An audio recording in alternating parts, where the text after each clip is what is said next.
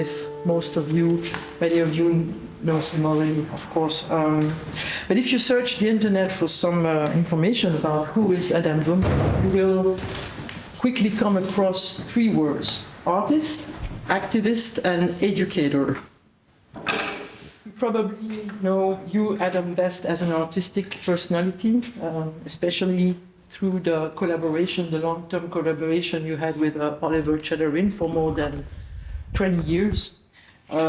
These two, the famous Broomberg and Chatterin, or Chatterin and Broomberg duo, have opened up contemporary photography to aspects of formal and intellectual innovation that has marked and continue to mark the evolution of photography and documentary photography in particular, the relationship photography has with reality, with maybe these two names are now a little bit misspelled or misnamed, photography on one side, reality on the other side, but still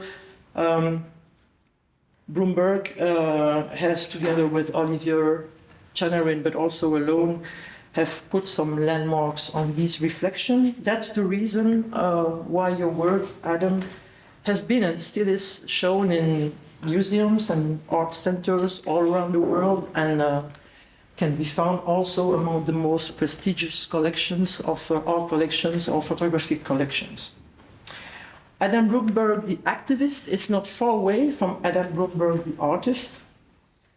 It seems to me that the machines of power, which are also often machines of producing images or representation, are one of your favorite objects of reflection and creation. As a result, part of your work has or is made to have an impact on political realities or on conflict zones such as Ukraine and Palestine, two territories where you've been pretty active for.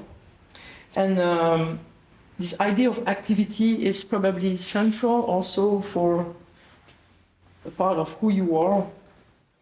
Everybody thinks indeed about helping Ukraine. Everybody has an opinion on the unjust treatment of Palestine. But not so many of us do anything truly concrete to follow these opinions or intention. You, Adam, you do. Adam Broomberg does.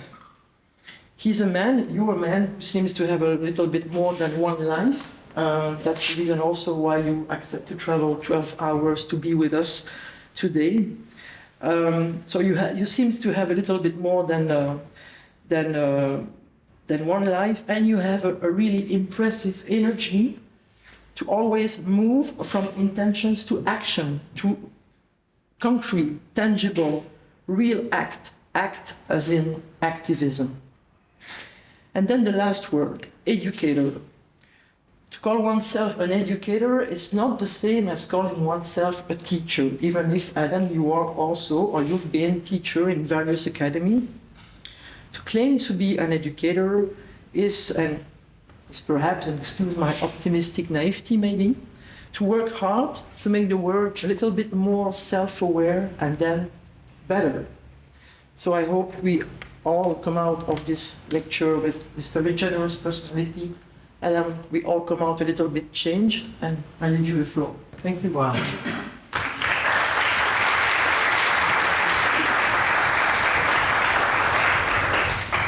God, I wish my mother was here to hear that.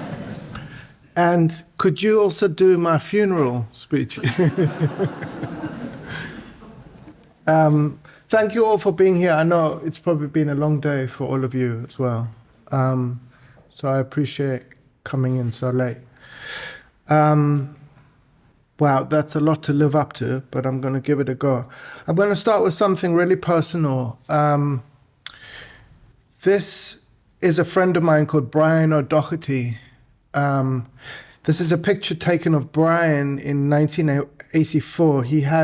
Brian invented what's called a heteronym, or an alias. And his alias was called Patrick Island. So obviously Brian was Irish, and he invented this persona, and he produced work as Patrick Island. And this was the burial of Patrick Island at the National Museum in Ireland in 1984 when they signed the peace accord. He decided that, or Patrick died, so they had to bury Patrick. 2 weeks ago, and Brian is much to his kind of anger, is most well known for this book called Inside the White Cube. And I guess depending on what generation you are, this it's one of those seminal texts that kind of changed the art world.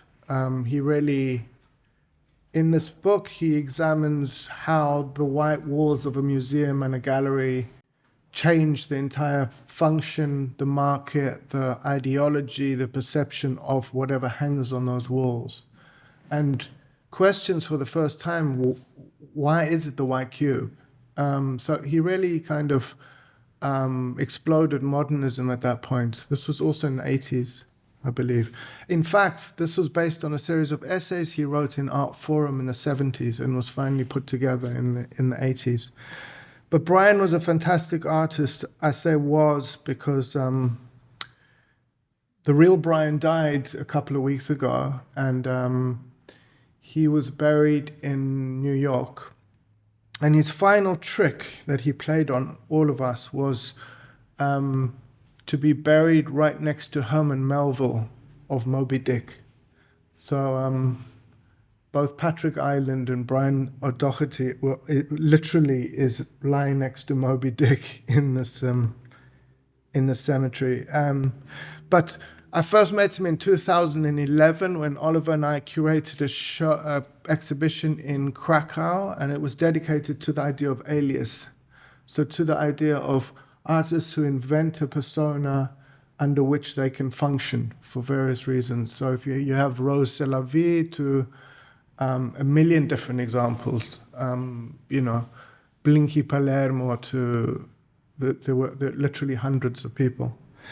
And Brian and I really developed a relationship. He lived in New York, and you'll hear from his voice, we made a piece of work quite recently. He died, he was 96, I think, when he died a couple of weeks ago. And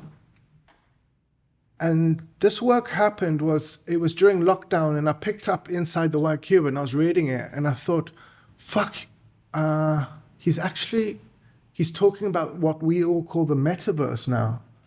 Because like all of us were living online. I was teaching online, we were looking at art online, we were having sex online, whatever. It's like, that's how we were living. And when I read this book, I thought, my God, he's actually got the foresight, 50 years ahead of time. And he's talking about this kind of idea of the metaverse. And we actually made together with a friend of mine who, at Barnard College in New York, we made a piece, a virtual reality piece. This is just a film clip that kind of gives you an idea.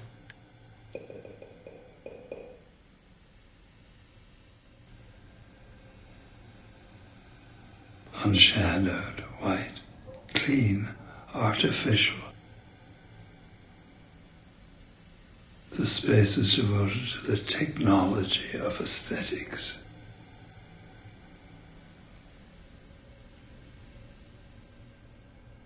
So windows are usually sealed off, walls are painted white, the ceiling becomes a source of light.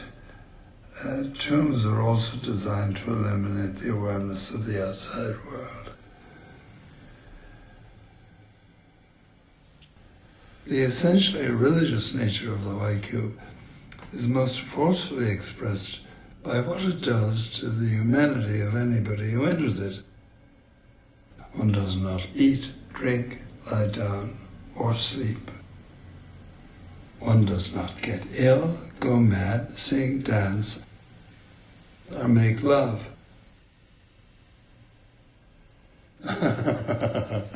And so therefore it had possibly practical, not to say psychiatric possibilities, but it's an illusion of reality in which you walk and work, and so it is another world.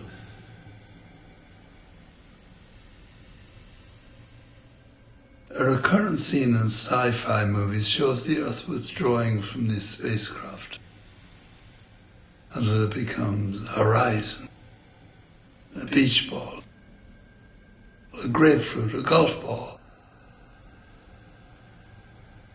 a star.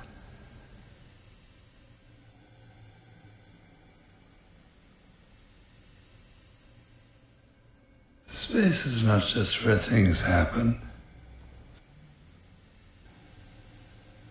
Things make space happen.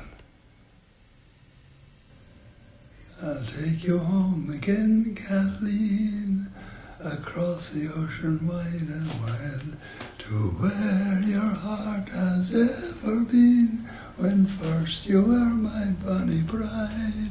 The roses all have left your cheek, blah, blah.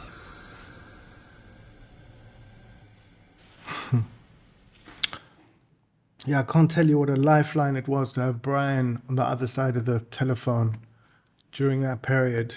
Really was. Okay, here's another throwback. Whoops. No. How do I just get this to play?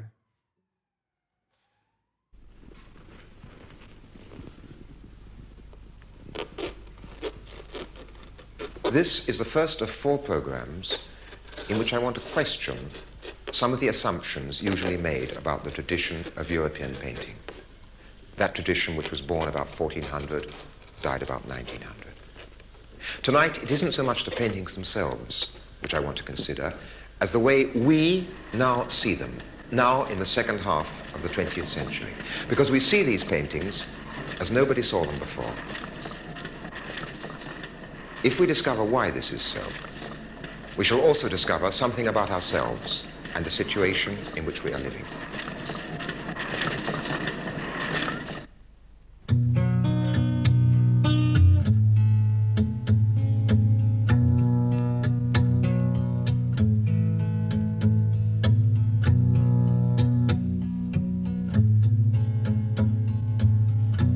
The process of seeing paintings or seeing anything else is less spontaneous and natural than we tend to believe. A large part of seeing depends upon habit and convention. All the paintings of the tradition used the convention of perspective, which is unique to European art. Now, perspective centers everything on the eye of the beholder. It is like a beam from a lighthouse, only instead of light traveling outwards, appearances travel in. And our tradition of art called those appearances reality. Perspective makes the eye the center of the visible world. But the human eye can only be in one place at a time. It takes its visible world with it as it walks. With the invention of the camera, everything changed. We could see things which were not there in front of us. Appearances could travel across the world. It was no longer so easy to think of appearances always traveling regularly to a single center. I am an eye, a mechanical eye. I, the machine, show you a world the way only I can see it. I free myself for today and forever from human immobility. I'm in constant movement. I approach and pull away from objects. I creep under them. I move alongside a running horse's mouth. I fall and rise with the falling and rising bodies. This is I, the machine, maneuvering in the chaotic movements, recording one movement after another in the most complex combinations. Freed from the boundaries of time and space, I coordinate any and all points of the universe wherever I want them to be. My way leads towards the creation of a fresh perception of the world. Thus I explain, in a new way, the world unknown to you. Those words are from a manifesto written in 1923 by Dziga Vertov, the Russian film director. And the images are from a film he made in 1928 called The Man with a Movie Camera. So, Dziga Vertov is known for this film, and it was assumed until about 8 years ago that this was his first film. And this is the last piece of work that Oliver and I made together. We were approached by a collection called VAC, big Russian collection. And what had happened is they had gone into the archive and they found the edit notes, meticulous edit notes of a film called The Russian Revolution, directed by Dziga Vertov. And what they realized is that Vertov was given like unprecedented access to everything with a huge crew, and literally had filmed every major event of the Russian Revolution. And it was released in 1918 and then lost. And what was amazing is when they released it in 1918, in order for it to be broadcast on the anniversary of the revolution, all at the same time in like 200 venues or 300 venues, they had 300 editors like in a room like this, all operating at the same time because they couldn't duplicate the film, right? So you had 300 people literally splicing these things according to the notes. And so VAC commissioned a remake of the film, which turns out to be, I mean, incredible, because to see like Trotsky giving speeches and Lenin walking around like a human being is amazing. But ultimately, it was 4 hours of very boring material. And what's quite common is VAC came to us and said, would you do something with this? It was a commission for a gallery called the Whitechapel Gallery in London. And Ollie and I had for a while been quite obsessed with surveillance technology.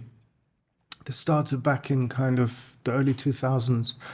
And what we did is we fed the whole film through an artificial intelligence algorithm, which is trained to actually, I'll just get this going. So the algorithm is called parsing, and it's meant to predict human movement. So it does its best to identify humans, and every surveillance camera you walk by in the street is doing this, right? So it's looking at you, it identifies your body. What's quite nice about this work is maybe it was an early version of this thing because we did it in 2019, but the mistakes the algorithm makes are, I find, like the most enjoyable in this thing. But what it's trained to do is identify a body and then identify abnormalities. So for instance, if you stand still or you, what's it called in English, loiter for more than 5 minutes, it will alert the authorities. If you fall down at too great a velocity, it'll alert the authorities. If you lie down in a public area, it'll alert the authorities. So the algorithm's got a kind of quite nefarious, like vituperous nature to it, right? Because it's looking for abnormalities which are abnormalities determined by the state, not by us. I mean, there's nothing wrong with lying down in a public space. But maybe I'll just let this play a little bit. And just to add, because I realize you've been listening to a lot of male voices of authority, Brian and John Berger and mine. And what we also decided to do was to add somehow to this film, which, oh shit.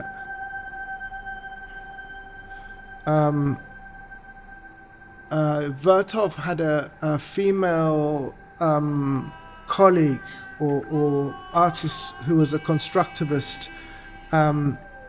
and she designed these beautiful constructivist models, and we had them rendered in 3D, and then we had the actual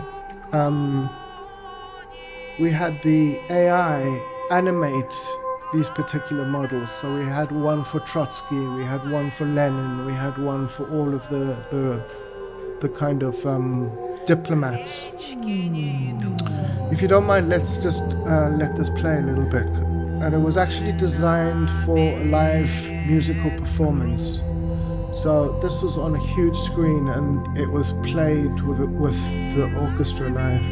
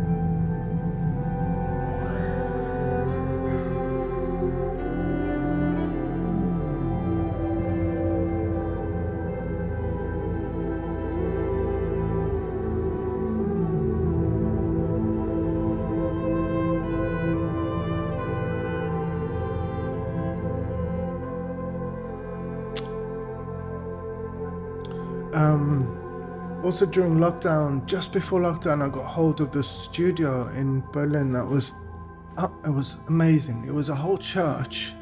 And because Protestant churches were illegal in Berlin, it was in part of Kreuzberg, and you walked through, you went into the courtyard of the building, you went into the entrance, and you opened a little door that looked like an apartment door, and you walked in, and suddenly there was this like 4-story church.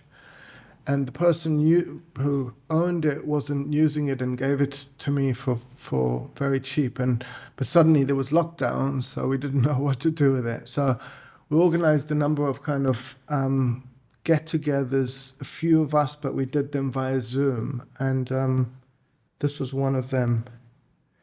I'll leave it as this. Here's the weather between today and Wednesday. She can tell you the weather forecast, set your alarm clock, and give you the latest hockey scores. But if you've ever asked the iPhone's virtual assistant this, who is Siri? Yours truly. We might now have a real answer. Hello, I am Susan Bennett. You probably know me. Susan Bennett of Atlanta says she's Siri. And while the company won't confirm it's her, Bennett says her 2-year reign as Siri is coming to an end with the release of a new iPhone operating system and a new Siri. So we found Susan and set up, because that time of COVID allowed for people had time, the amazing theorist Mackenzie Walk, who's head of kind of technology and theory at the New School, and we set up a Zoom interview between them. And Susan, where are you? I'm in Atlanta, Georgia. Excellent. That's actually how I came across your work initially. I was living there for a period of time and doing some research into sort of early AI stuff. I found out that one of the first voiced bank tellers was voiced by you. And I thought that might actually be an interesting starting point, since that really makes you a veteran of kind of voicing these artificial intelligences. And just so, kind of everyone knows, this is, I think we're in the mid-70s when this happens. It was the late 70s. Okay. And actually, at the time, they didn't have voices associated with any kind of machinery. And in fact, what they were trying to do was introduce ATMs for banks. And at that particular time, it was way before personal computers, and people were very distrustful of having their money, in the hands of a machine. And so this very brilliant advertising agency in Atlanta, McDonald and Little, decided, well, let's personalize the machine. So they put a little, Swiss Miss looking face on the machine, and they had me sing the jingle. And so I sang the jingle as Tilly, the all-time teller. And that was my first experience as a machine. And what was that experience like? I mean, had you done a lot of voiceover at that point already, or? Yes. Yeah. Well, late 70s. Yes, I had done some. I did most of my work, I guess, in the 80s and 90s, and a lot of commercial work and narrations and things like that.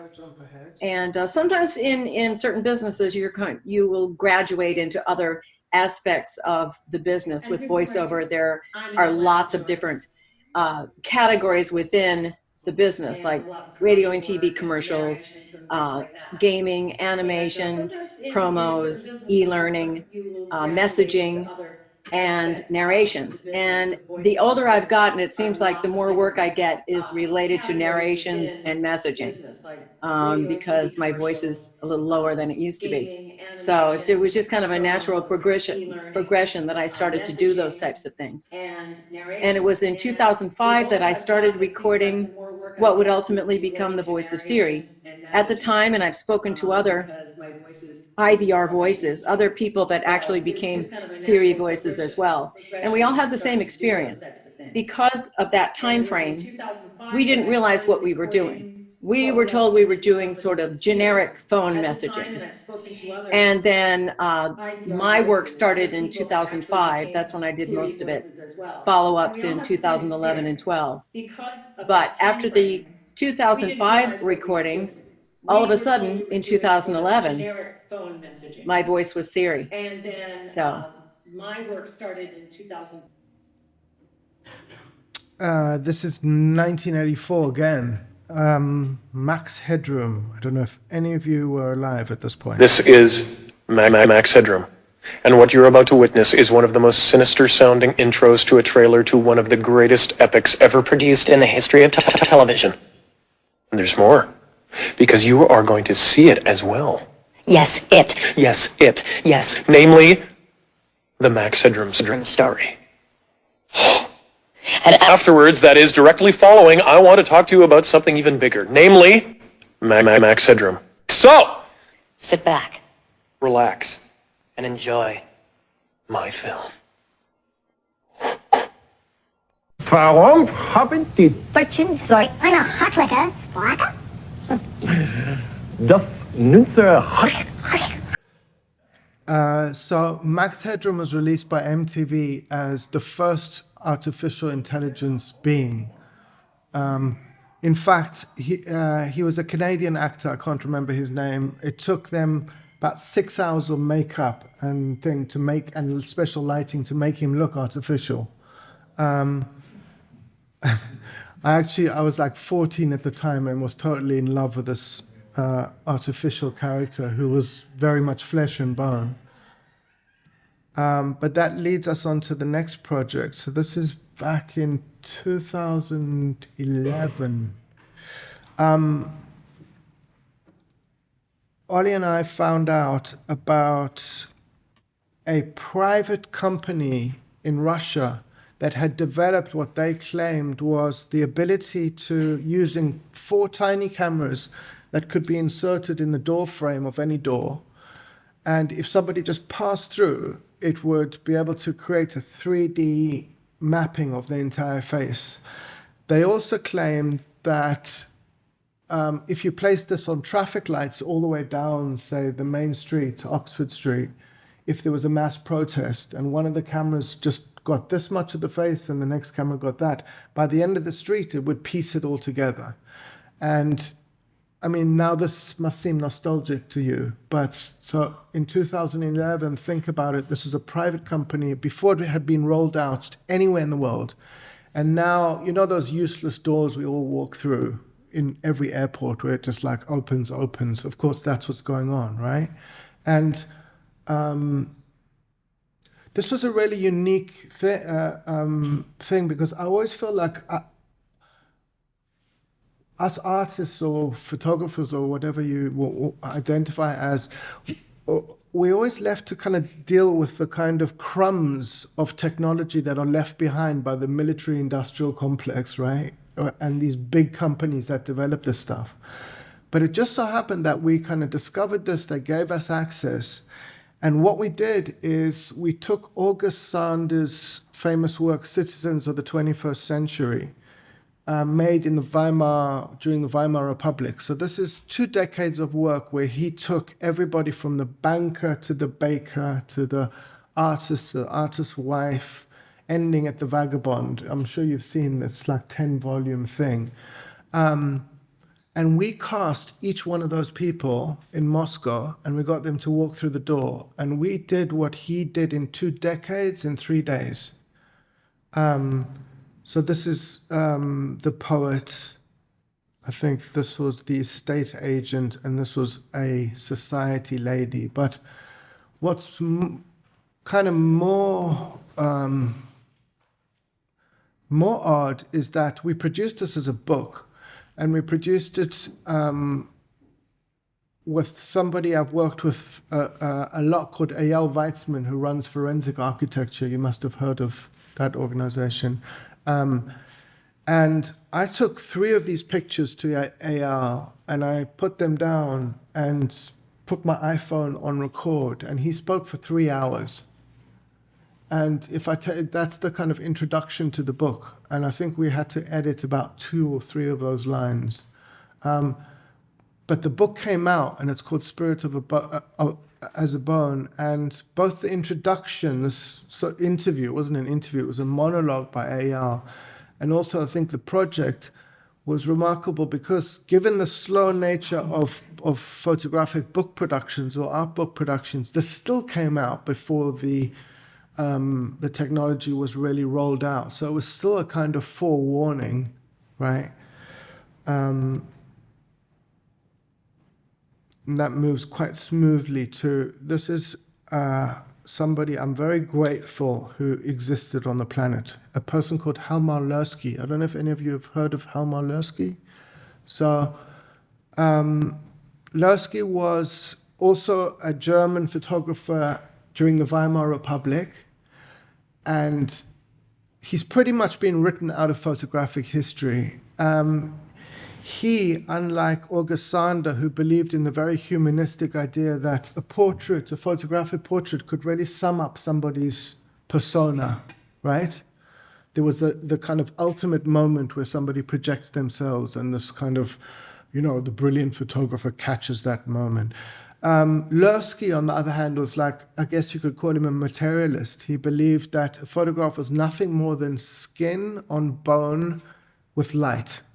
And his most famous piece, and when I say famous, it's hardly known, is a collection of, I think, 137 photographs of the same man, a friend of his who was an engineer. These are two examples, made in 1933 on the balcony of an apartment block in Tel Aviv, in Palestine. So it was called Palestine at the time. And all he used was 12 mirrors and the sunlight. And if you look at the whole series of the 137, he just moved this head around ever so slightly, almost as if it was a kind of an iron bust, or a kind of bronze. He didn't exactly disappear. He became the director of photography to Fritz Lang, and he shot Metropolis, and so he was very celebrated, but not in the photographic world. And I find like the way we still hang on to this humanistic genius of August Sander, and whoever I've spoken about to Lursky doesn't really know about him. And I kind of got obsessed with Lursky. And what I got to say is so Oliver and I spent the first 10 years of our career traveling the planet with a large format camera hoisted over our shoulders, two white men kind of swaggering their way in a very 19th century documentary mode. Large format camera, go into prisons, psychiatric hospitals, refugee camps, the classic, the most photogenic places that documentary cameras have always led themselves. I was under the illusion that I was doing something progressive because I was exposing, the infrastructure that, for instance, Foucault spoke about, how these walls were built around leprosy colonies, and they got rid of leprosy, but there was still the infrastructure. And not believing in prisons as rehabilitation or refugee camps as not permanent cities where the ones we were in are still there right now. I thought I was doing something progressive, but realized later on that this process of taking a picture of somebody and moving on and having 15 minutes max interaction is just reinforcing the most toxic one-way flow of power that photography has suffered from literally its inception until today.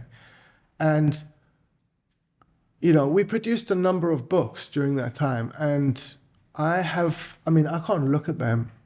And I think they're really useful. I think they're really useful tools to teach what not to do. And as a result, I just couldn't pick up a camera for about a decade. And it was until I met Gigi, and I met Gigi on a Tinder date. Full transparency here. And And Gigi is a transgender activist, model, and brilliant actor. And we set up a shoot in the church I was speaking about. And what I didn't realize is I was dying to reenact the Lursky shoot, but with some kind of, I don't know, 21st century change that takes into account gender issues, the notion of like non-binary, the idea of a white cis heterosexual man encountering a transgender person. And at the same time, I was introduced to a poet called C.A. Conrad. And there was an amazing artist who I befriended called Jason Dodge in Berlin, whose part of his practice is to publish little books of poetry.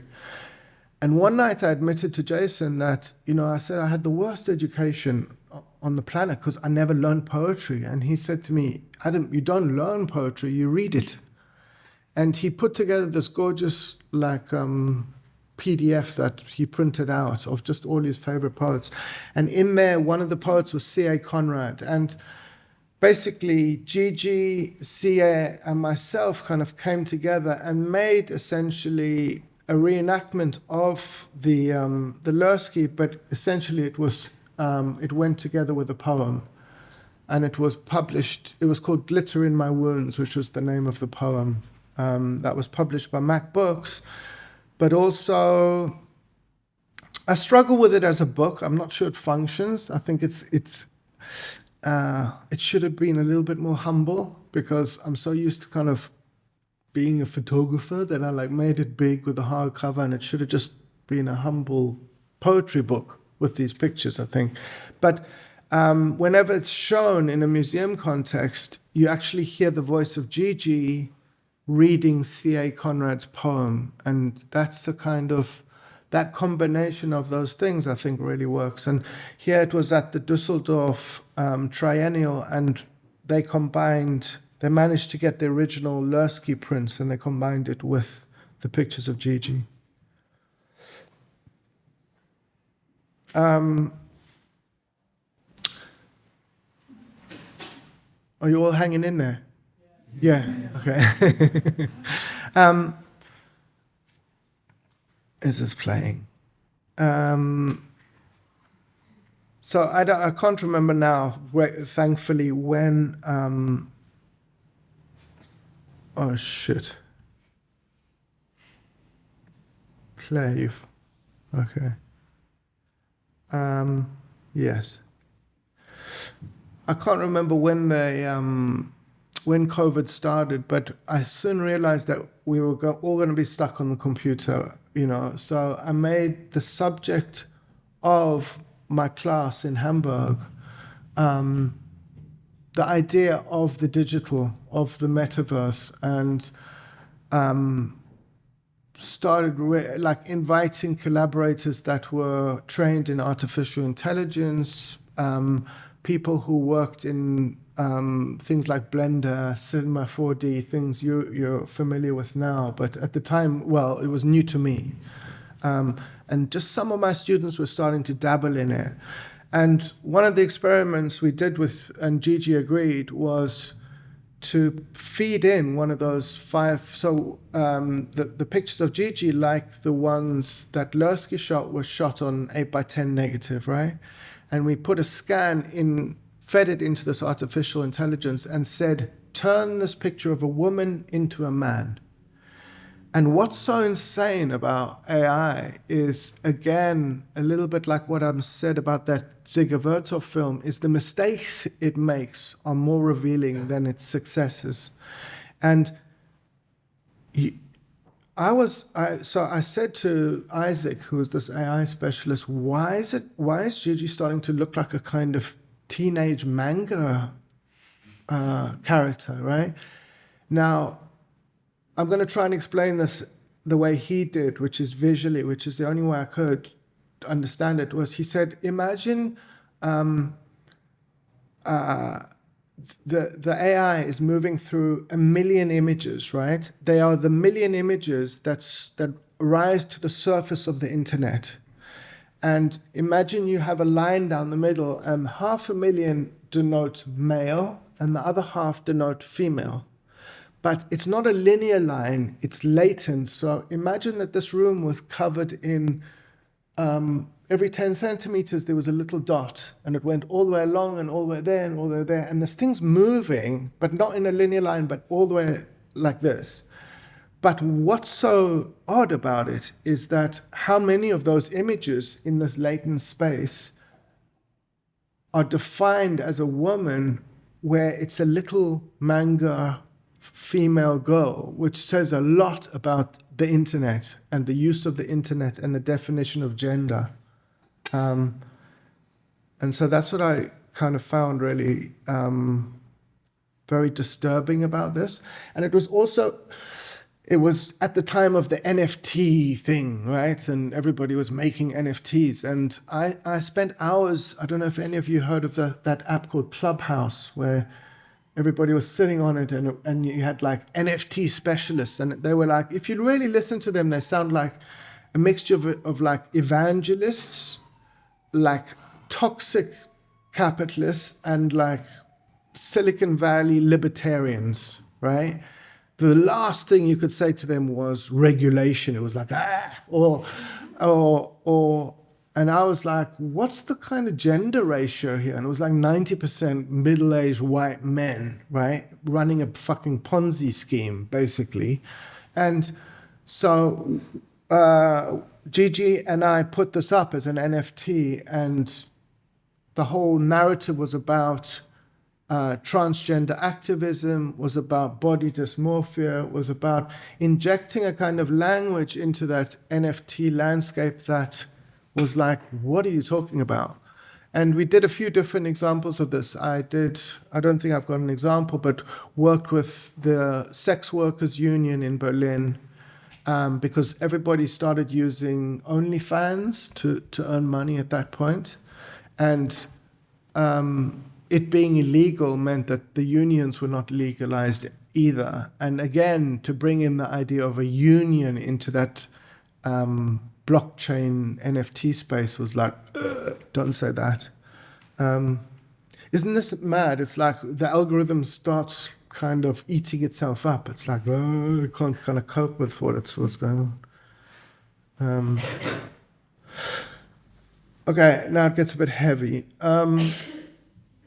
So the first work I made, you mentioned Israel and Palestine, was a work called Chicago, and it was the first work I made with Eyal Weizman and a group of Israeli academics who, for the first time, there was the head of Bezalel Architecture School, who, what he did was he took all the forests that were planted in Israel. And I went to a Jewish Zionist religious school, day school, for all 12 years of my education in apartheid South Africa in the 70s and 80s, if you can possibly imagine anything weirder. And I remember everyone coming around with a little blue can called the JNF, the Jewish National Fund, and used to put change in there. It was to plant a pine tree, because the idea was we're going to make the desert bloom, right? Because this is a land with no greenery, it's a land without people, for a people without land, blah, blah, blah. What Zvi pointed out is he superimposed all the sites of the forests onto the sites of former Arab villages, and he saw that they were very clearly planted on the sites of Arab villages that were destroyed. And this is a trick that the Israelis, or the Zionists, learned from the Poles and from the Germans, because if you plant a pine forest, within about 4 years, it looks like it was there from the dinosaur era, right? And it kind of decimates all evidence. But in the last 2 years, I've slowly been, and again, in a kind of way to tackle this problem that I have with photography, which is that you breeze through and you don't establish proper relationships. And so I've been working very, very closely with a very celebrated and very remarkable Palestinian activist called Issa Amro. And he lives in Hebron. And Hebron is absolutely insane. It's like, the way I describe it is like a Petri dish and you don't even need like a microscope. Within 15 minutes of being in Hebron, you understand the entire occupation very, very clearly. I'll tell you why, and this is just one example. So every 300 feet or 100 meters, there is a surveillance camera. So it means that when Issa wakes up in the morning and leaves his house, every single second and everything he does until he comes back into his house and closes all the curtains is covered, right? Is monitored. And we got together and we thought, okay, in psychoanalytical terms, imagine the gaze of a surveillance camera. Imagine the drive behind it. What is the drive behind like a surveillance camera? It's to control, it's to humiliate, because if you deprive somebody of their privacy, it's humiliating. It's a particular kind of violent and nefarious drive. There's nothing benevolent about it. So when we thought of what could counter surveillance be, you know, and the first idea was we make tiny cameras and everybody has one, but everyone's got a mobile phone, and also that's also just a kind of defense mechanism. It doesn't have a kind of benevolent feeling behind it. This is just outside Issa's house, and those are olive trees. The olive trees that are all around Palestine are between about 900 years to 4,500 years old. So that means the average tree there was there when the Crusaders were there. And since 1967 until today, in the occupied West Bank, 1 million of these trees have been burnt down by Jewish settlers. So my first question is, and I qualify this as somebody who is Jewish, who has a sister who I love dearly and her entire family who live in Israel. So it's not easy for me to say this stuff. But if somebody feels like they've got a God-given right to a land and they feel a deep love of that land, who on earth would destroy its oldest indigenous citizen that has witnessed, you know, countless changes of power? You know, forget about the British mandates and forget about the Zionists now. And I mean, it's like endless changes of power. And yet they're destroying these gorgeous things. And the reason is twofold. One is they are a major form of like economic need for the Palestinian community because the yield of olives is important. The second thing is they actually they're used in court to define whether land is Palestinian or not, because if a tree that's older than 10 years exists in a place, then it's obviously defined as Palestinian. So the destruction of these trees is the kind of way of kind of slowly taking land, right? I don't know if so I was there about 2 weeks ago. I'll just play you a little bit of this clip. This is the kind of atmosphere that happens around in Hebron.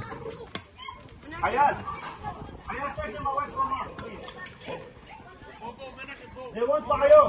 Take them away. Take them away from us.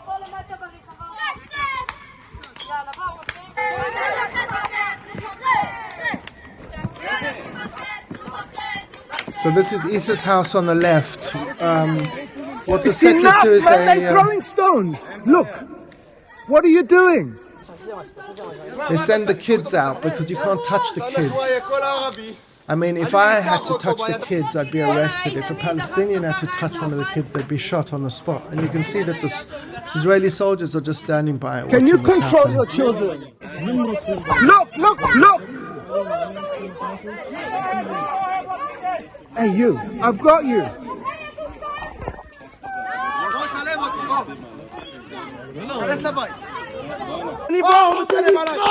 הוא מתקרב עליי! אתה ערבי מתחאווף, אה? אתה ערבי כזב! כזב! כל ערבי כזב, אה? כל ערבי כזב, כל ערבי מתחאווף, איפה? זה נכון! זה לא נכון! מה שלא לך, זה לא נכון! מה שלא נכון, זה לא נכון! Anyway, the end of that day was, the result was a 12-year-old Palestinian kid was arrested and kept overnight and beaten. But back to the subject, and back to the way you kind of introduced this as the interest in technology and almost how, and I think you can see the red line running through this, is how to co-opt technology that is designed by the state to be used against us and to twist it back. So in this case, a benevolent counter-surveillance would be to set up surveillance cameras in all the olive groves around Palestine. And that's what we did. So this is a live recording just of one of them. And we got a bunch of museums and like Foam and Bonnier's Kunsthalle and a number of museums featured all these surveillance cameras on their websites for a number of weeks so that you could check in any day and night and you could kind of be of some assistance and just check on their safety. But again, it was this idea of how to counter this technology that we use, which has all been designed, for toxic uses, and how to, I guess, it's what the Situationist International used to talk about. I'm going to mispronounce it, but détournement, or that French term where you take something, you co-opt it, and you reapply it. You apply it with a different, using it in a different way. And this is a project now we're doing with forensic architecture, which what we're doing is we've got hold of all the aerial photographs of the whole of Palestine. And what we're doing is we're training an artificial intelligence algorithm to distinguish between an olive tree from any other kind of tree. And so what it would mean is that we would have that olive tree, we would have the geolocation, we would have the name of the owner, because we know who owns that plot of land with their permission, and also estimation of the age of the tree. But in order to do this, in order to train this AI, we have to manually geolocate, we have to manually tag 10,000 trees. So while we were there 2 weeks ago, we managed to do, because there was such violence, we managed to do a few hundred. But, so it's a kind of ongoing project. But what Eyal said to me is that if we can perfect this algorithm so that it's 99% accurate to identify these trees, they can use it in many, many other ways, not just to identify trees. And he left it as vague as that, but I trust him. And then essentially the idea is that this would go, I don't know if you had this, I had it as a kid and I hated these presents. I got it once or twice where like some horrible uncle would buy you a picture, and it came with like a picture of a koala bear. And it was like Benny the koala bear, and it's like, you are Benny's guardian. And it's like, he paid, $50 and Benny's being fed for the next 10 years. And I was like, give me the $50. But the idea is that this would be sold as an NFT and you could become the guardian of this tree and you could kind of check in on it, right? But at the same time, I picked up a camera again and this was and went around photographing these trees. I mean, if you look at these are really lousy scans of the contact sheet, so they're really shitty quality. But I mean, if you look at that trunk, that's like 2,000, 3,000 years old, right? And they are just so gorgeous. And I guess for fear of sounding romantic or nostalgic, it's just like it felt to me like the process of having this magnificent camera and standing in front of this magnificent thing, which you had to go up and touch to take a light reading, you know what I mean? As opposed to that kind of satellite view, which is the ultimate kind of godlike panopticon. And it felt like these two things sat nicely together. So we're currently working with a crypto company called Tezos, who, is this being recorded? Yeah. Okay, say no more. Anyway, in the hope that somehow, if all this information is put on the blockchain, right, which makes it indestructible, then the owner, the fact that the tree is there or was there, and it was this old, is immutable. It cannot be changed. And because history's been so revised in that country over and over again, this is perhaps like an opportunity, if the blockchain can deliver what it says it can, to kind of keep it solid. And that is it. I mean, there's a lot more, but I think maybe we leave some time for questions. Yeah?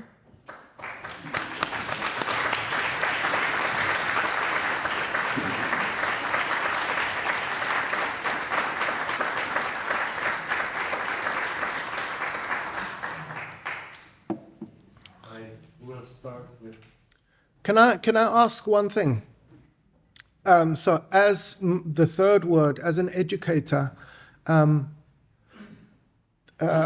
because I spent the last 6 years teaching as a professor in Germany, and I didn't understand how toxic German art schools are. And I walked in, and it's literally like these closed rooms. There's no transparency, and you are the professor, and everybody does what you said. And I just realized that it was there's a toxicity in that system and a hierarchy that is something like I've never seen before. And my experience here last year was totally different. I've been teaching quite a lot at KABK and partly set up the MA program there, Photography and Society. And something that I learned together with the people who set up Photography and Society is a technique called the feedback technique, which some of you may have heard of. It was developed by Das Arts, which is a theater company or theater school in the Netherlands, in Amsterdam. And what they found is that critique sessions were so toxic, right? And people were like so deferential to the professor, and people would attack one another to like kind of that they developed a set of protocols. So if we can apply one of those protocols now, I would really appreciate it. And all I ask is, when you ask a question, first make it subjective. So as whatever you want to say, as a person who cannot stand you, I would like to, or as whatever it wants to be, but and it can be as heartfelt or as funny as you want, but just start the question like that, if that's okay.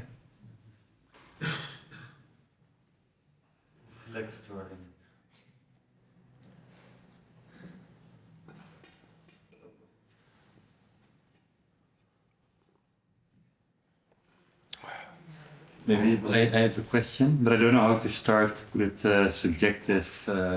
Like I can say as someone that's impressed by your lecture, but that's not subjective. Yes. It is. It is, okay. Yeah. So I'm wondering if because you discuss different works, and it's quite a lot, and it feels you bring it, here it is, but it also feels like there's a lot of research behind it.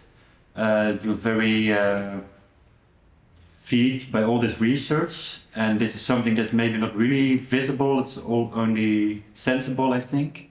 So I'm wondering if you can maybe say something about your research, how this is going. Like, is this something that's ongoing all the time, and do you use this research to create new projects all the time? Is it like a sidetrack, or like how is research working in practice?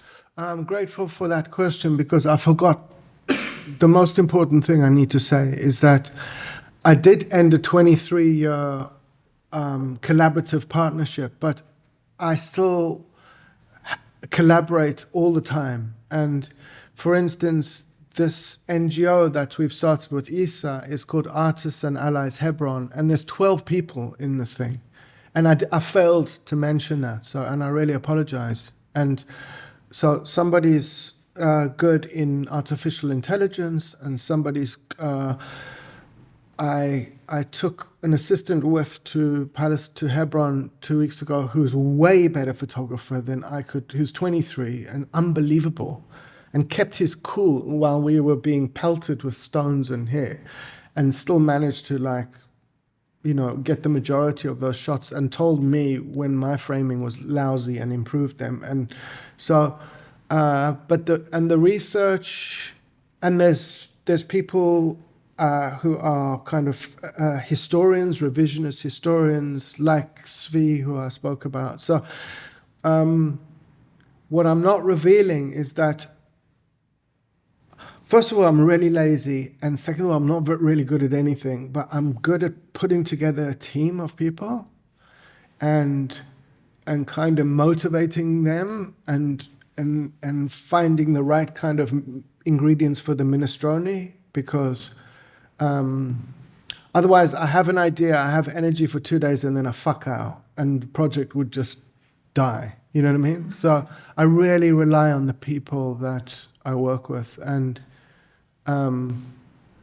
like if you look at my website now, it's really about that. It's really about associating all the people that are involved and how they cross over in all these different ways. So there is a huge amount of research, and it's not done by me. Some of it is done by me. But like when I said, what could a possible counter surveillance be? That was 30, 40 conversations, with really interesting people, including, a Freudian psychoanalyst who contributed to that. So,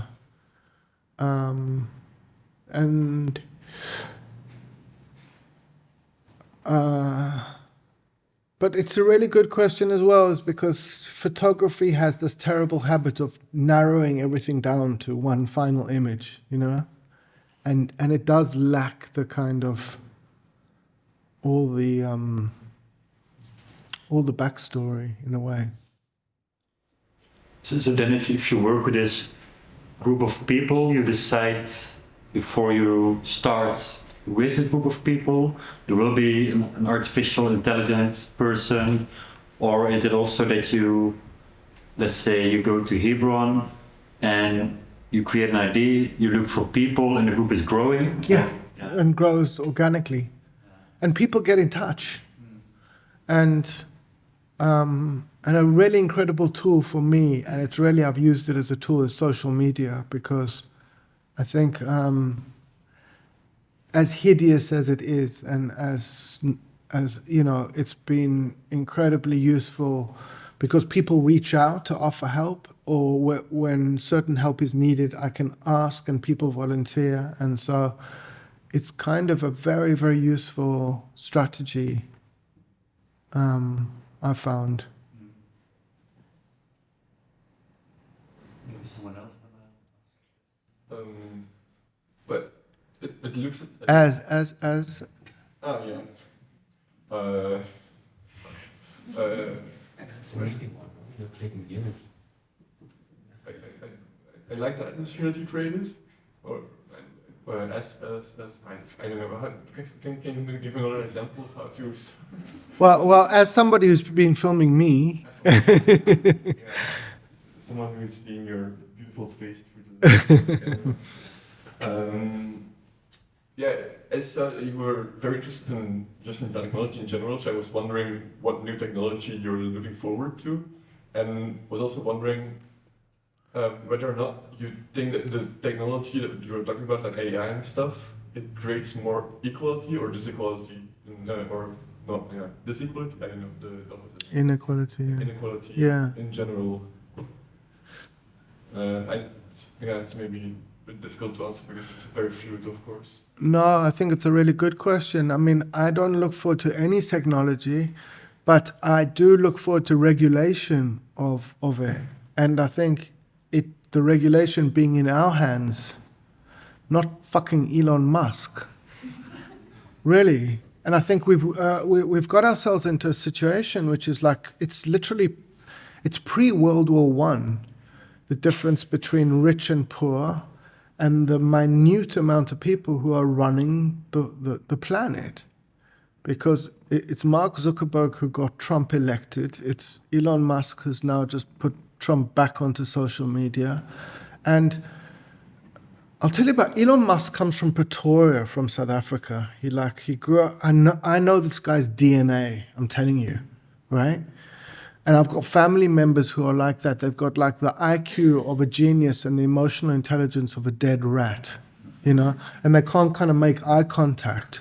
And these are the people running the world, and also they're all the children of that Silicon Valley bunch who were basically the 60s, the so-called revolutionaries who had power because they were consumers, and this is their children, and hence the libertarian thing, because there's this deep mistrust of government.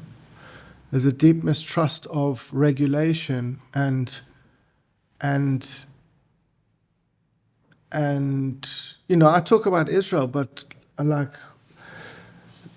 look at what happened in Germany yesterday, right? There's planned coup. And in Italy, they just told every journalist to hang themselves before they come and get hung.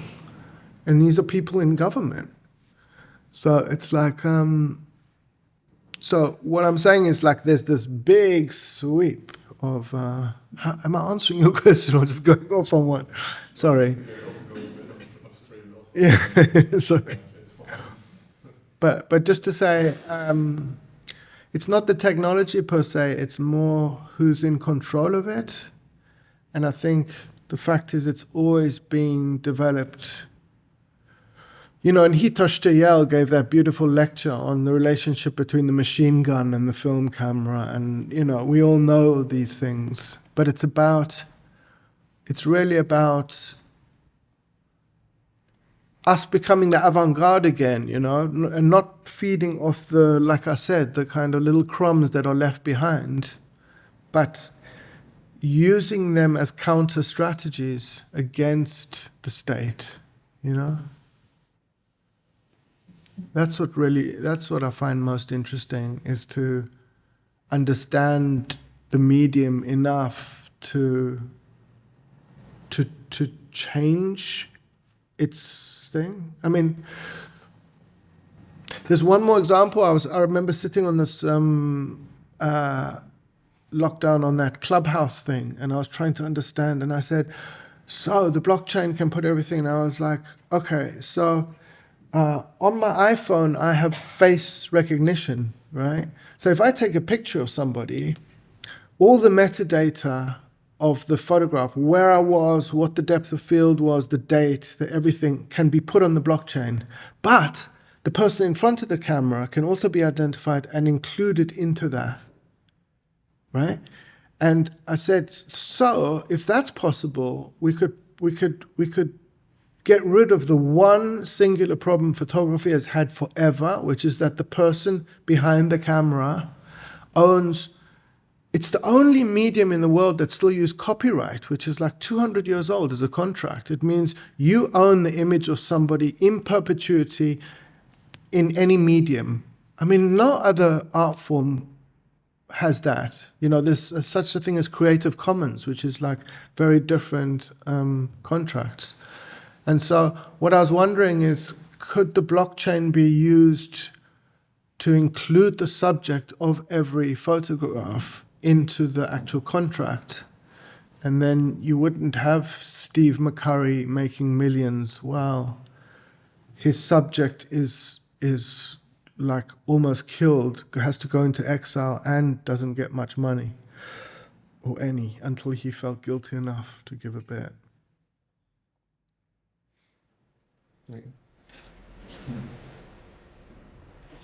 Yeah.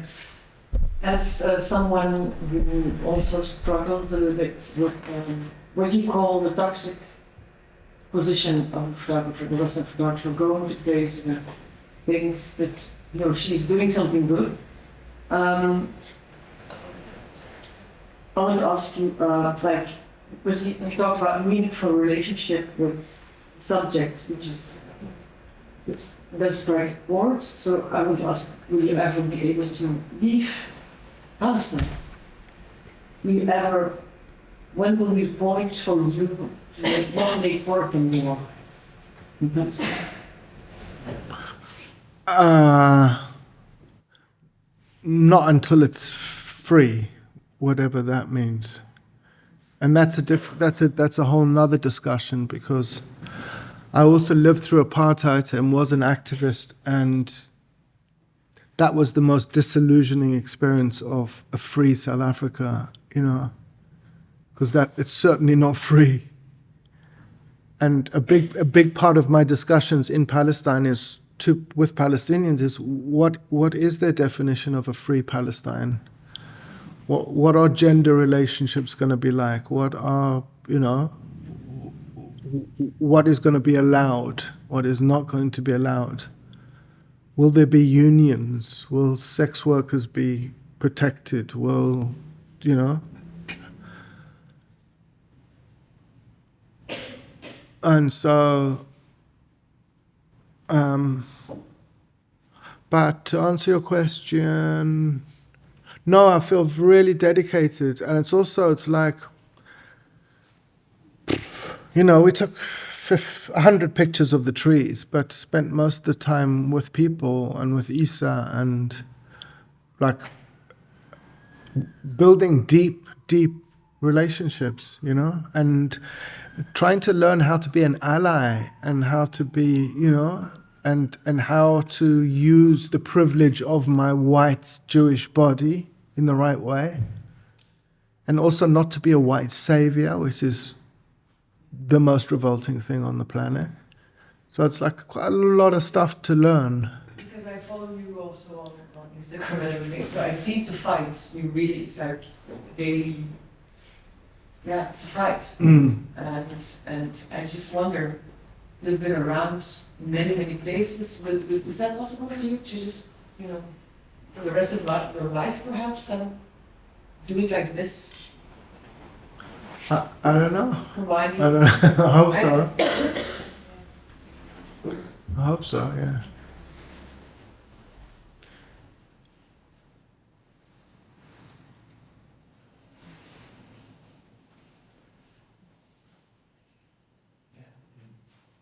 Maybe to elaborate on what I was saying, like I was also very aware what you were doing, that if you would be Palestinian, this was impossible. Also to travel like you're doing, work a lot with Palestinians, and probably also what you said, you're white and Jewish, and maybe if it's really passport and things, it makes it easier to do this.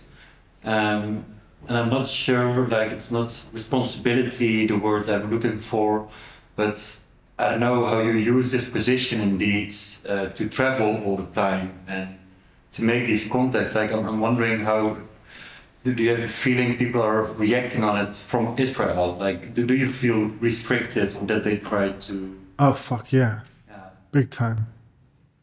Yeah, I mean, last time I was there, the commander in Hebron kind of came up behind me and said, "How you doing, Adam?" You know, whispered in my ear. And they're scary, you know, it's scary. But more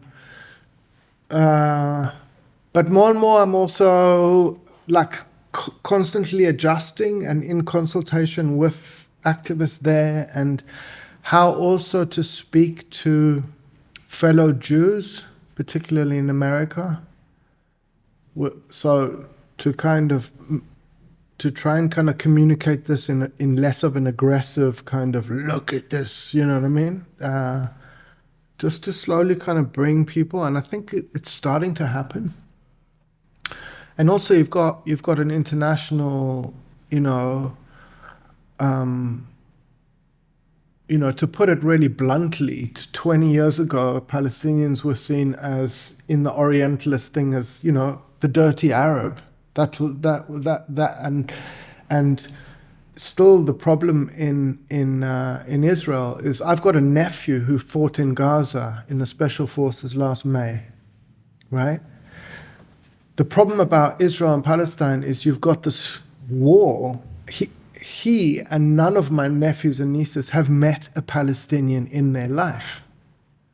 So I spoke about Foucault just before, and he said, you got rid of leprosy, but you left with the infrastructure. Israel's the inverse. They built the infrastructure to create leprosy, so that my nephew, when he conjures up the image of a Palestinian, conjures up somebody who wants him dead. That's it. Right? And whereas in South Africa, by law we were kept apart, but in the cities we were moving together, we were touching each other. There was a sensuality, there was even a kind of desire about the other. And without that desire, that's what really worries me the most there, is because, if soldiers can chase a 5-year-old boy and scare him till he has a heart attack, if you can do that to a child, that child has to not be human in your eyes, So I have a question. I am just interested. As I'm interested. Yeah. I have actually 2 questions.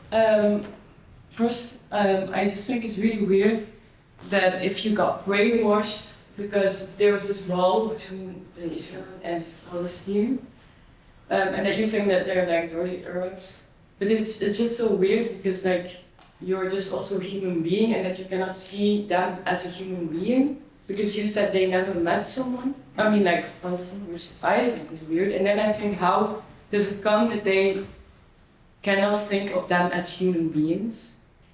That's my first question.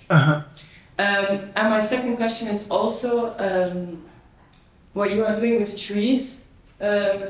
And you say that the commander comes to you and he's whispering in your ear and saying how you're doing. And I'm also thinking the state also knows what you are doing. And because it's also an open site, they can also see it. But they let you do it or not, or how does this happen? How can this? No, so thanks for those. I'll try and answer both. Have any of you read a book by Claudia Decker? It's called White Innocence. She's at Leiden University, and I really recommend this book. And there's one short paragraph in the book that absolutely blew my mind. And it talks about the Netherlands as the Netherlands project this image and have an image of themselves as the kind of the most innocent in Europe, right? The fact is that out of all the countries second to Poland, the Netherlands shipped off more Jews to the death camps than any other country. But what Claudia points out is that this was in the 40s, and it was running concurrent to while the Netherlands still had colonial outposts. And what made the Holocaust seem so abhorrent was that the Jews were assimilated into bourgeois society, right? And how overnight can you start treating your neighbor like a cockroach? But if you actually think about the way that colonial powers and the Netherlands were treating the colonial subjects, that's not very far off. And I think colonialism has got a big part to play amongst this. And Israel is a colonial settler state. And why it's so important to America and to Europe is that it's become the poster child to the colonial settler state. So the nation states, you know, you can decimate an indigenous population in the 20th century, even in the 21st century. And that's why it's important to anti-Semites like Donald Trump or Pat Robertson, who I mean, they fucking hate Jews, but they love Israel because it justifies the notion of the nation state. So, but just a little step back is to answer your first question is it's very easy. You know, I was in Rwanda in 90, just after the genocide, and I met this amazing woman called Riva Adler. And she said, if you look at any genocide around the world that's happened, there's a kind of perfect like weather pattern. It's almost like an equation that can lead to a genocide. The Holocaust was a genocide, you know. The Jews have given it a special name, but it sits in the constellation of genocides. And I think that it doesn't take much to be convinced that the other is not a human. If you haven't met them, even easier, right? But if you have met them and you live next door and you've been saying hello to them or even making love to them, you can still be convinced that they are not worth being alive. So that's the nature of humans. And if you read Primo Levi, who was the famous survivor of the Holocaust, who wrote If This Is a Man, he ends one of the books to his fellow Jews saying, this particular plague, the Holocaust, is over, but if we lose our empathy and our humanity and the way we talk to one another, I mean the way we respect one another, this will happen again. And your second question was the trees. Yeah, and how does the state So Israel's got this brilliant strategy that what they do is they allow things like they don't interfere with something that they have a level at which it's going to cause harm. And so the tree project was fine for them, but the video footage I showed of the kid and Isa, I left the next day, he showed a video footage of an Israeli soldier punching a Jewish progressive person and broke his jaw. Isa was arrested right away. And I promise you, I'm not going to be let back into Israel next time I go there, because that footage did more damage to the state than this sweet project about the trees, you know?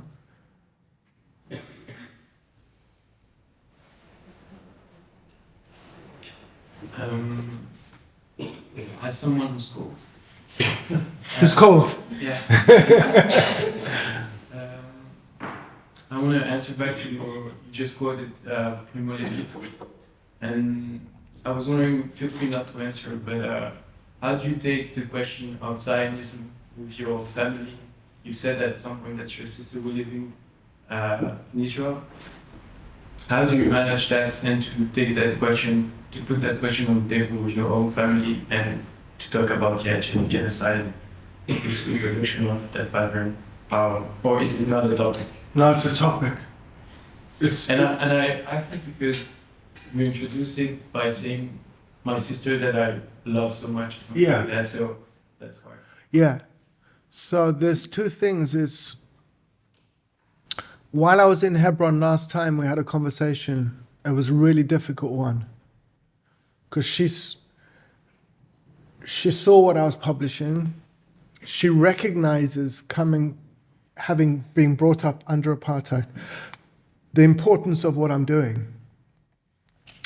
But at the same time, it feels like an existential threat because that's her home of 40 years. Her children are entrenched there. They have lives. She has grandchildren, right? And she said to me that a psychologist friend said to her, the only way that you're going to have a relationship with your brother is to separate him and your love for him with what he does for work. I'm not sure I agree with that, but what I keep saying to her is, it's your choice to look at what I do or not. You know, we have like a family WhatsApp because there's 24 of us now with like 4 children and yeah. And I don't post anything on that. That's a sacred space, you know, but it's their choice if they want to look at the reality of what they're not seeing over the wall. And I've got a feeling that they have a little peek every now and then.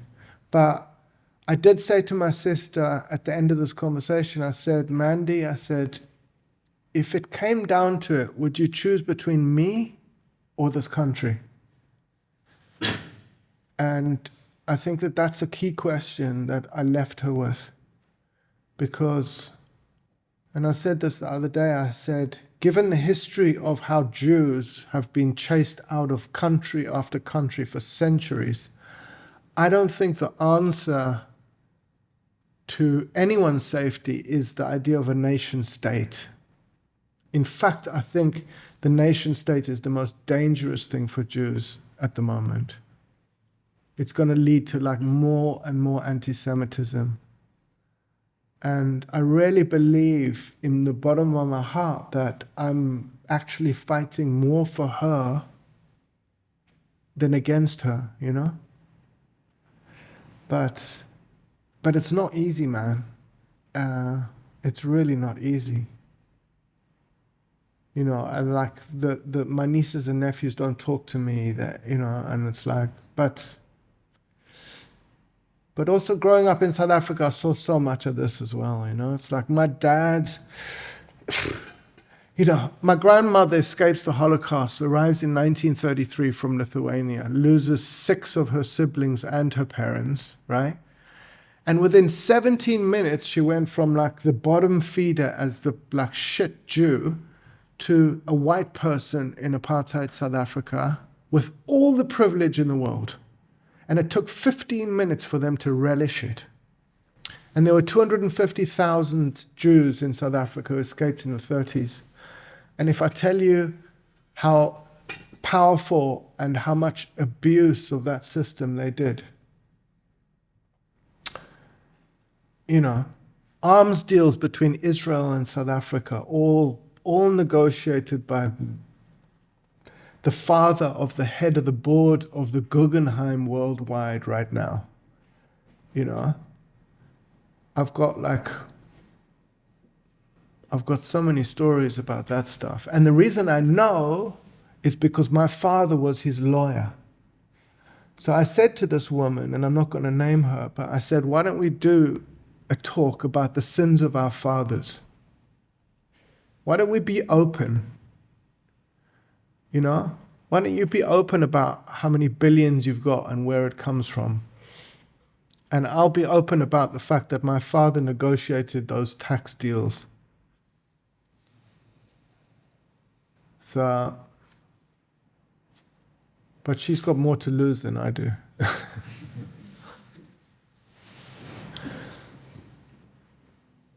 But also it's having like a big impact now, you know, because in Germany, I don't know if you know this, but it's basically, if you support BDS, which is boycott, divestment, sanctions, it's considered hate speech, so it's against the law. And, you know, it's having a profound effect on my teaching career there. Because there's been a lot of publicity and, you know, it's, I'm just too much of a powder keg for those institutions, you know, which is so ironic, of all places. Sorry, this is getting very heavy. Cold and heavy.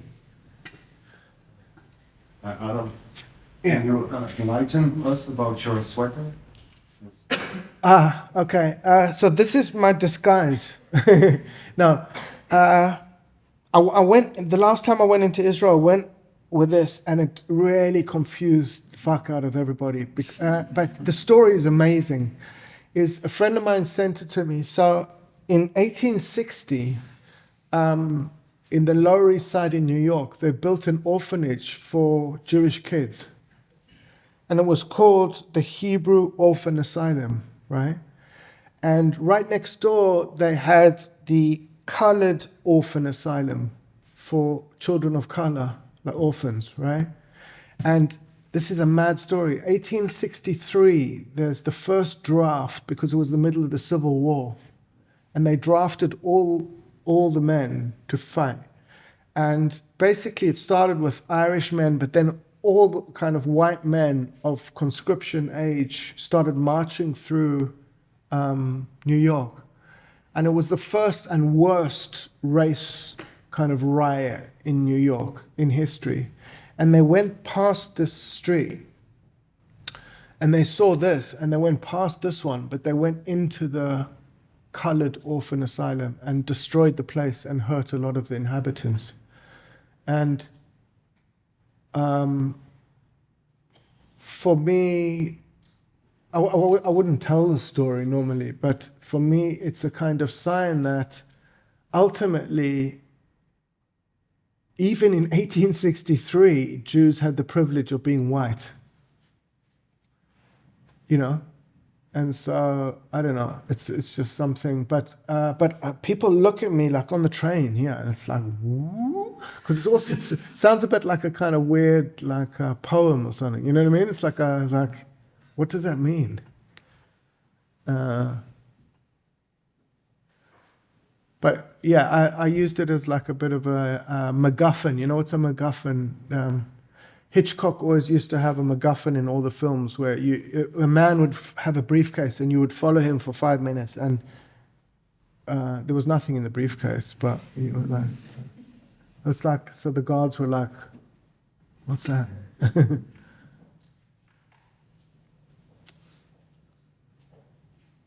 I'm glad you asked that. As a photography student myself, but also an activist outside of school, I can imagine that you also have to deal with a lot of forms of censorship in your work. And since you talked about counter strategies of surveillance, I wonder what your views could be on, apart from counter surveillance, counter censorship.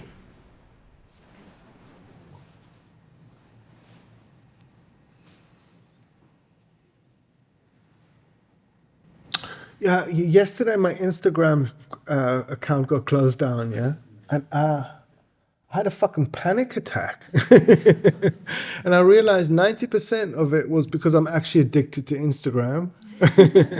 But then I also thought, shit, there's 50,000 people who who I am feeding information to, because I'm running like a TV studio. It's like I'm being fed all this stuff from people's phones, right? And have to like broadcast.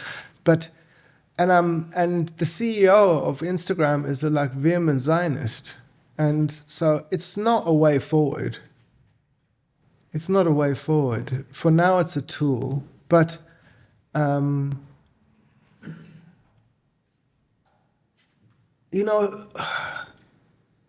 censorship's also a kind of, it goes back to the question about Israel. It's like, if they care enough to censor it, you're doing something right. And, when I was 16 and started to be an activist, we used to meet, there were 3 of us on a Sunday afternoon. We'd get a call and it would be like on the landline, like, okay, we're meeting in this house, and we'd exchange pamphlets on Emil Durkheim. Like, that's how radical it was, And it's like, but just 3 people exchanging something is something amazing, And it's like, it doesn't have to be 53,000.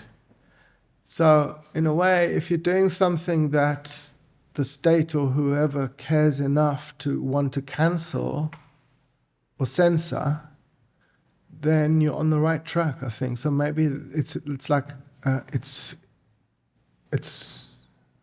a good indicator. Because I don't think you should be making stuff that's vanilla enough to like get through, you know? Unless you're really clever.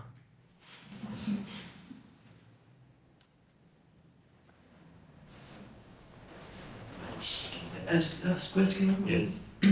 Someone cold but still curious. And, so I would like to ask you, do you have a special relationship with psychoanalysis? I do, yeah. I've just been through a year of it, and also, but strict, like 3 times a week, which was hell. But then also, I've had therapy like since I was able to, since my like late 20s, various different types. Berlin's amazing because it's free. It's the only place in the world that's free, so you can like, you know. But to be honest, it wasn't the right thing for me. But I find it an amazing, just at this point in my life. But I find it an amazing process to exhume all of that stuff, you know. Right. Maybe you want to have a first question? Well, yes, a bit of a, as a colleague of I'm wondering less about censorship, but sort of this, what nation states are very good at, I think, is a sort of epistemologische discrimination. So I have fancy press talks, and even some activists would get invited on a platform to speak for some more reformist approaches. I think there are so many tactics that are also used by the nation state to kind of legitimize and you know what I'm talking about. Yeah. So I define official laws, we cannot do anything else, stuff like this. So Yeah. for me, that's also part of the censorship debate, is how to, for example, to just show something very simple, something humanic, versus a basically well-organized, well-oiled PR machine that produces, you know, the most disgusting, perverse. And I think that's what I found very interesting about your work, is that you kind of find ways around this or something. It's not per se censorship, but it's versus this perversion of humanity. And so I was wondering if you maybe have more to talk about this. Yeah. Yes. Sorry. No. I think I get it. I mean, like what I found in everywhere you work, especially Israel, they allow for a certain amount of critique because it makes them look kind of liberal enough to cope with it, right?